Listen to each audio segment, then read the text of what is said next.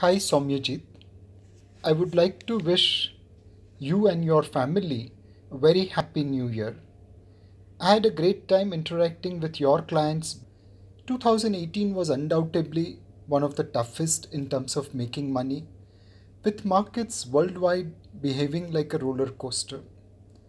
The Indian economy is at an interesting stage, and 2019 brings with it the promise of exciting opportunities for growth. My in depth outlook for 2019 can be watched here, and I hope it will help you and your clients stay ahead of the curve.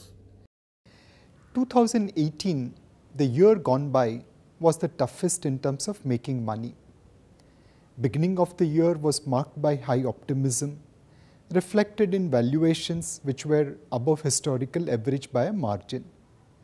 Rising oil prices, depreciating rupee, rising interest rate, default by AAA rated entity like ILFS, tight liquidity, and FII selling resulted into crash in small and mid cap stocks and correction in large cap stocks. However, among all the gloom, corporate profitability kept on steadily improving. When everything was looking lost, suddenly oil prices corrected against all expectations. They have remained subdued for a reasonable time. Drop in oil prices brought stability in rupee, and actually rupee started appreciating. It also rekindled FII investors' interest. Open market operations done by the RBI improved liquidity condition from extreme negative to slight negative. Drop in Indian inflation and US Fed's unexpected turnaround on the future course of Fed rate hike pulled Indian interest rates down by almost 75 basis points. Appointment of professionals to run ILFS, along with timely action by the government and RBI to contain NBFC liquidity squeeze, has helped economy regain its growth momentum. Indian economy is at an interesting stage. Last few years, structural reforms like GST implementation, demonetization, insolvency laws, transparent auctioning of public resources, digitization, formalization of economy through expansion of tax base, etc. has created short-term pain in terms of disruption and higher compliance cost. The long-term benefits of the same are accruing in the years to come in 2019 and beyond. Indian economy also went through a transition where the RBI was transitioned from being an all-rounder to a specialist. Before 2016, the RBI was managing with remarkable success conflicting objectives like rupee, growth, interest rates, inflation, and banking sector stability. We ignored the adage, don't repair what ain't broken.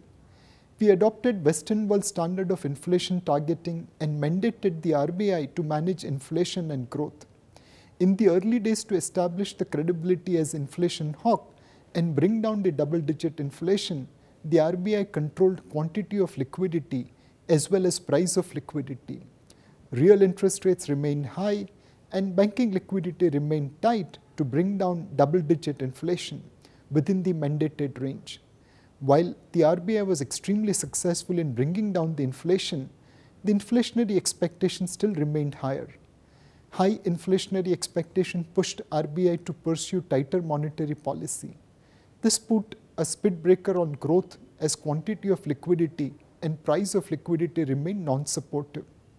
Around same time, the RBI started cleaning the banking system from the menace of non-performing loans, which was long overdue. In absence of adequate capital, cleaning up took its toll on transmission of credit, depriving sectors like real estate, infrastructure, construction, and NBFC of vital credit flow. 2018 was the year where Indian economy ran with a handbrake on. But we believe that credit events of 2018 were one-off incidences, and spread assets with their risk-reward trade-off offer an attractive investment opportunity in 2019. As the liquidity eases, the same will be reflected in the spread of good credits, be it AAA or otherwise. With crude and inflation remaining stable, the RBI MPC is unlikely to hike interest rates in the near future. In fact, a situation is emerging which may lead to market discounting rate cuts. We expect credit risk funds and duration funds, which are overweight on corporate bonds, to outperform in 2019. There is an exciting opportunity in front of India through US-China tariff war. In the 80s, India and China were of similar size. China became manufacturer to the world. We missed that bus. Today, China is more than 6 times bigger than India. Due to tariff war, many companies are moving out of China. If India can attract those manufacturers, our exports can take a quantum jump and we can expand manufacturing base to create inclusive and faster growth. Indian economy can move to double-digit growth in years to come due to the structural reforms undertaken in the past. It will obviously require supportive liquidity, smoother transmission of credit, and reasonable real interest rates. With the RBI on top of inflation, this should be possible. It also requires capturing supply chain disruption unleashed by the US-China tariff war that will help expand our manufacturing base. Indian economy looks well poised for 2019 and beyond due to low inflation, fairly valued rupee, under control fiscal and current account deficit, and improving banking liquidity.